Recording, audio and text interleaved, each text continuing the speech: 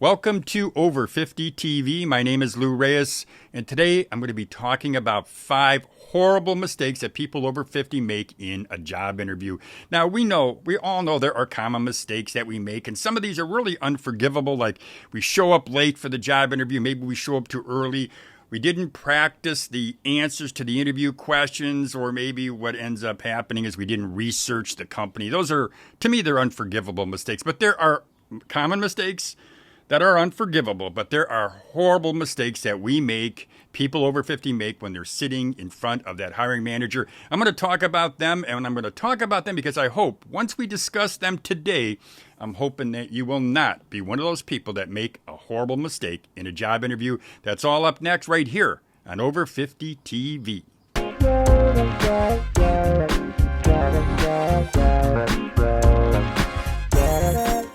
Welcome back to Over 50 TV. My name is Lou Reyes. Well, as I said before the break, I said in this video what we're going to be doing, we're going to be talking about 5 horrible interview mistakes that people over 50 make when they're sitting in front of that hiring manager. And I think these mistakes are really unique to people who are over 50.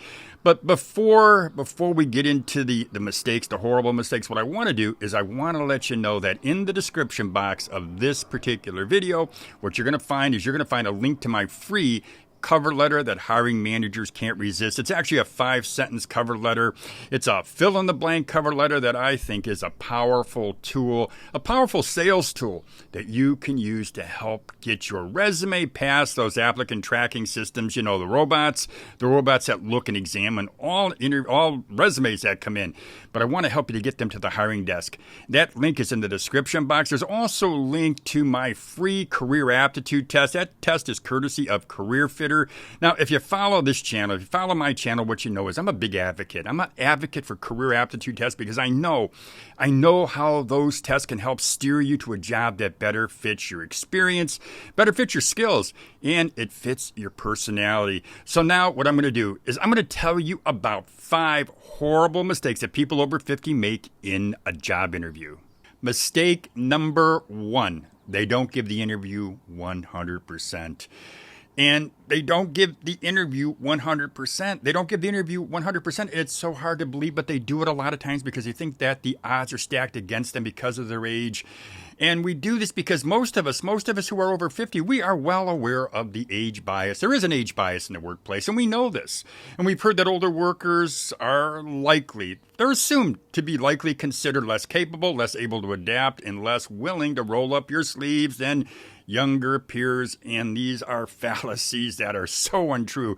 But we know because of our age. We are at a competitive disadvantage. And yeah, you can't deny that. But what we sometimes fail to remember is this. You can't be successful at anything in life, whether it's an interview or in your life in general. You can't be successful unless you have a great attitude. You give it 100%.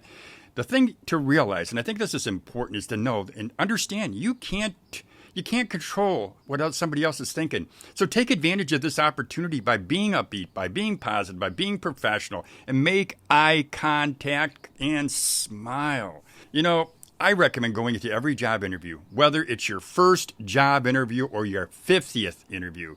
Go in believing that this job is yours to lose. So give it your all. Don't go into the job interview with low energy. Don't be shy. Don't fail to make that eye contact. I'm really, really pro eye contact. I think it's so important in sales. One suggestion I have for you is to listen to motivational podcasts or talk to a friend who's positive as you're driving to your job interview and really get your energy level up. Now, one of my favorite quotes, which I think is so appropriate right here in this video, is from Basil King. He's a Canadian clergyman who retired and became a writer, and he has said this. He says, "Victory becomes, to some degree, a state of mind. Know yourselves superior to the anxieties, the troubles, and the worries which obsess us. We are superior to them." It is so true. It's all in our mind. It's all in our mind. Whether it's your first or your 50th, give it 100%. Horrible mistake number 2, fake it to make it. And yeah, fake it to make it. And fake it to make it, what that means is it means trying to give or turn in an Academy Award performance in front of the hiring manager. Faking it to make it, it means dressing talking and acting like the person that you think that hiring manager wants to see, and not being the person that you are. And yeah, you can act cool, you can walk in there, you can strut in, but if it's not you, it's not you. Faking it to make it, it's not having confidence in the power of yourself. And you don't have the confidence in the value of your skills and your experience.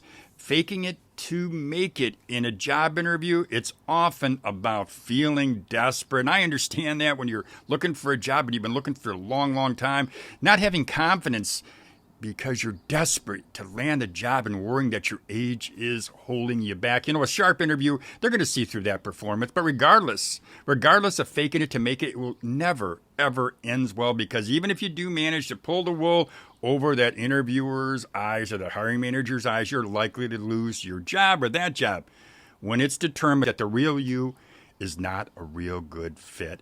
Now, my suggestion is to be the same person that you were yesterday and the person that you expect that you're going to be tomorrow. The real you, the positive you, the experienced, the skilled you is enough.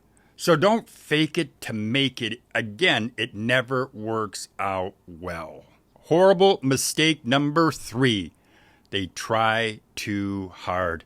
You know, I think some people over the age of 50, they may unconsciously try too hard in a job interview because they're fearful. They're fearful that interview, the interview that took them weeks or maybe sometimes took them months to schedule, to get into, they're afraid it's going to be a bust. What they do then is they say things that they think are going to help their cause, but you know what? The things that they say may actually come across as disingenuous. What they'll do is they'll compliment the interviewer on their outfit, or they'll say, hey, I'll bring you some coffee when I come in. Or what they say are things like this: this is my dream job. I've always wanted to work here. You know, and they say this, but they don't give it and they don't back it up with any facts. Or what they'll say is something else like, I think your products are the best. And they say this because what they want to do is try to ingratiate themselves with that person. Something else they say: I see myself working here until I retire. And the hiring manager knows that's not true. They know it's BS. I recommend staying away from statements that are blatantly self-serving, and those are obvious. You know what those are. You're not going to endear yourself to a sharp manager. Also, don't be pushy. You know, it's okay to ask the hiring manager about the next step in the interview process, but don't put the interviewer on the spot by saying or asking for an immediate answer. And some people do that. I've had that asked of me when I've interviewed people. More often than not, my answer is no. Horrible mistake number 4, talking too much. You know, most interview questions, they can be answered in a few succinct sentences, so there's no need to go into any depth, any length, and any answer unless the interviewer does ask for some clarification. However, when we're anxious or when we haven't practiced the interview questions, when we really don't know those answers, we haven't practiced, well, you know what happens? We may find ourselves rambling on and going off topic. You know, talking too much is an indicator that a person is either nervous, anxious, or maybe they're undisciplined and they're unable to even organize their thoughts in a cohesive manner. Talking too much, well, you know what? In any situation, it's one of the surest ways of getting the listener to basically just tune you out. I suggest this. Practice answering the interview questions. Practice them. Spend a lot of time. And do it succinctly. Another thing is, don't include information that's not relevant to the question the interviewer asks. Keep in mind, try to be aware of your situation and keep information about your personal life to a minimum, unless you're asked. And also keep that conversation professional. And another thing, please give that interviewer a chance to talk. Horrible mistake number 5, not selling yourself. And selling yourself, well, that means communicating your value. You know, it doesn't matter. It really doesn't matter how skillful, talented, or experienced you are. For the most part, it doesn't matter if you're not able to sell yourself to others. Many people, for whatever reason, and I guess I could kind of understand this, they think their resume is going to do the selling for them. But the truth is this. The truth is your resume, it's really only a key that unlocks the door to this appointment, to this interview. It's really up to you to bring your resume to life. Now, my suggestion is to create a 60-second elevator pitch. And an elevator pitch is just a way of introducing yourself, getting across a key point or two, and making a connection with the person that you're talking to. An elevator pitch, it's called that because delivering it, yeah, you know what? It takes roughly the amount of time you'd spend riding an elevator with someone, talking to them from one floor to the next. And when you deliver your elevator pitch, I'm going to recommend this. Do it with energy. And with even with a little bit of excitement. I think that's a good idea. But just don't come across as rehearsed or give your pitch in a monotone way. It's so easy to use voice inflection to really give emphasis when you're doing an elevator pitch. Now, here's a few other tips on selling yourself that I recommend. Always be warm and friendly. Always be confident. Always make eye contact. Always smile. And always have empathy. Empathy for the person that you're sitting in front of, but also make it a goal that you're going to present yourself as the best person for the job. And if you really want to learn selling, something that I recommend, something that I've used actually is a book called The Art of Closing. It's by Brian Tracy. You know what? I haven't found a better book about the nuts and bolts of selling than this book. And I really do recommend it to people who want to learn how to sell, but I also recommend it to people who want to learn how to sell themselves. Well, that's all I got for you today, my friends. Before I close, I do want to remind you that in the description box of this video, you're going to find a link to my free cover letter, Hiring Managers Can't Resist. And this fill-in-the-blank cover letter, it's 5 sentences long. I believe, even though it's short, it is a powerful sales tool that can help you to get your resume past that applicant tracking system, past those robots, into the hiring manager's desk. Now, in the description box, you're also going to find a link to a free career aptitude test, and this test is courtesy of Career Fitter. Now, if you follow this channel, as I said in the opening, then you're going to know I'm an advocate of career aptitude tests. Number one, because I know they can steer you to a job that better fits your experience, your skills, and personality. But I also know that doing the research and understanding yourself and understanding the jobs that are best for you, I know how that can help you.